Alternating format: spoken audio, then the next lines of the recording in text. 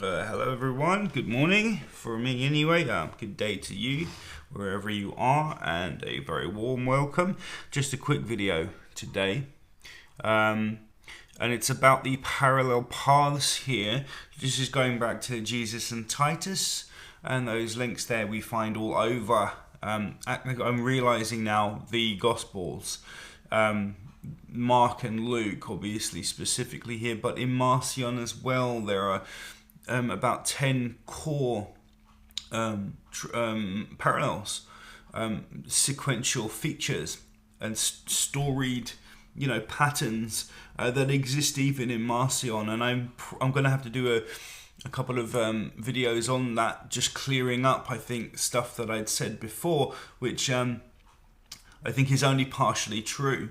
That there is actually a lot more going on, and Marcion's basic structure here, mimicking some of those parallels. Mark adding a couple more, 2 or 3 more, and then Luke really embellishing. And this, of course, goes in the general direction here of earliest, with the most bare bone features, to the latest being in Luke, and it makes total sense. Wow.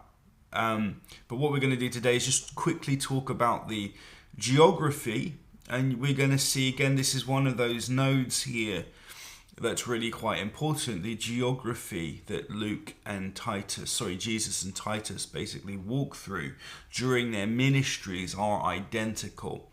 And while there are actually multiple places that either of these two could have stopped off at during the ministry here, starting obviously in the Galilee, on the Sea of Galilee, and ending in Jerusalem, there are actually Emmaus, when both of these again accounts tally. It just shows you more of these consistencies here between the stories. This has to now become, when everything is considered, the dominant way we look at the way that Jesus' Gospels were written. They are patched onto Titus's ministry, and the evidence for this and the probability now is upwards of 99%, no matter how you really crunch these numbers, if you incorporate everything. So the journeys here of Titus and Josephus' wars, of course, of the Jews, and Jesus in Luke's Gospel both describe, not just Luke's, both describe a north to south movement across ancient Palestine. At first glance, their routes could be explained simply by the geography of Judea and Galilee, where roads constrained movement, but the overlap of specific towns and unusual events raises the question: is this mere coincidence or deliberate literary mirroring? So here, 1, the natural geography of travel. Ancient Palestine had 3 main travel corridors via Marius, way of the sea, along the coast from Egypt to Damascus, King's Highway, east of the Jordan through Decapolis cities, Central Ridge route, the main north-south spine through Galilee, Samaria and Jerusalem.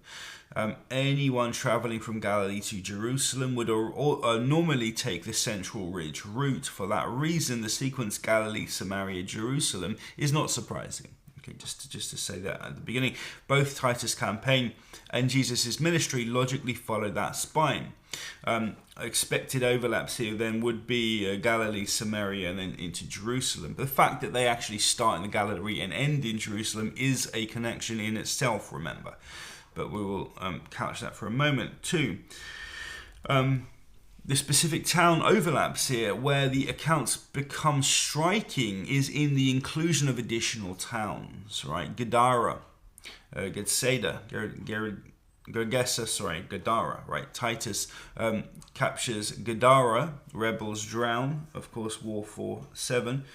Jesus' exorcism at Gadara, again, swine drown. Luke 8:26-39. Unusual overlap here. The name there, same city, same drowning motif, of course. Jericho, Titus staging ground for Jerusalem.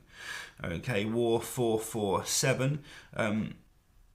Jesus' sight of healing the blind man and Zechariah encounter. Okay, so Luke 18, 35, 19 and 10. Okay, 18, 35 and 19:10 overlap in prominence on the approach to Jerusalem here. So they're picking out specific towns here, Jericho cities. Emmaus, Titus's road camp set up at Emmaus, War 7-16. Jesus, a resurrection appearance on the road to Emmaus, Luke 24:13-35. Okay. And again, this road to Emmaus thing only, I think, happens in Luke.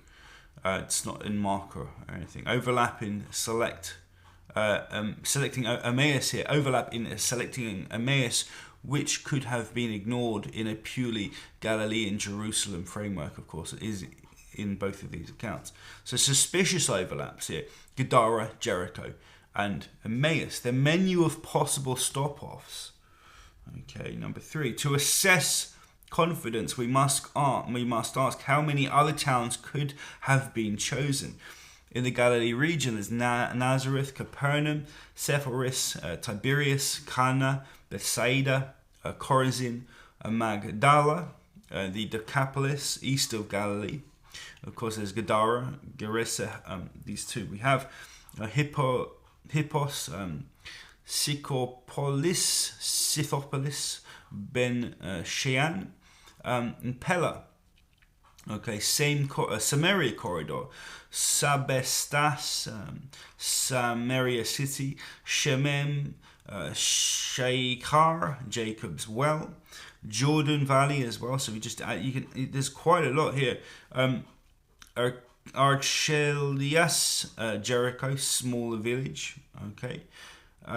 Judea approaching near the Judean approach near Jerusalem. Emmaus, of course, Bethany, but to start at Emmaus, not to end there.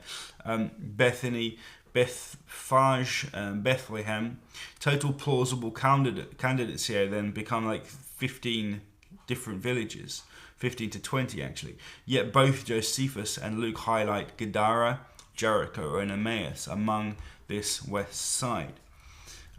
Your simple parallel sequence here. Here is a simplified list of parallel locations in order they appear in both accounts. So this is the order that they appear in both these accounts, and there are 7.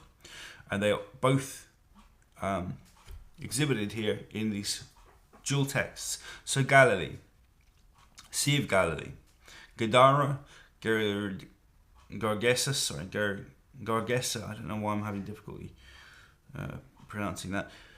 Samaria, Jericho, Jerusalem, and Emmaus. This sequence makes the overlaps immediately visible, showing how both narratives follow essentially the same north-south arc with the same highlighted towns. So we did an NA because we love Bayesian analyses. We did a little Bayesian thing here. We can model the likelihood of coincidence versus deliberate shaping here. The backbone route, Galilee, Samaria, Jerusalem, probability is very high. So it's high that they would stop off at these places. Explanation, this was the obvious and shortest route. Okay. Secondary towns, Jericho, Emmaus, and Gadara, though, each individually might appear by coincidence. So the likelihood here would be 20%. Given the 15 to 20 alternatives, though, combined overlap of the 3 is conservatively about 0.8%. So 0.2 or 0.20 each times 20 times 20 equals 8. Even motifs, event motifs, drowning at Gadara, temple destruction at Jerusalem, Emmaus as a Roman site as well, unusual enough to assign a low probability of independent emergence, 5.5 or 5%, I should say, 5%. Weighted outcome, pure coincidence hypothesis, is going to be 1% likelihood when all overlaps are considered together. Deliberate literary shaping hypothesis, again, fairly high here. I would suggest it's not actually this high, but it's 99% likelihood that at least some of these parallels are intentional. These are conservative numbers. Even given, this is what ChatGPT is saying, even given coincidence, generous odds, the cumulative probability is actually quite low. And that sequence of 7 different places, remember, where you could actually have stopped off at any number, with the fact that they actually harmonize very specifically in chronological order here is what we're talking about, is something I think to just remember as well. So you can look at various points here with these parallels and really begin to flesh them out and look deeper. And at every turn you find the concordance here, you find the correspondences. Just something to think about. Narrative, yeah, the overlap is really rather strong. So sorry, just putting a quick video out today on another device, so it might look a little different, but take care guys, thank you very much. I'm going to be working and filming out today, so just wanted to get something done at least. Peace out.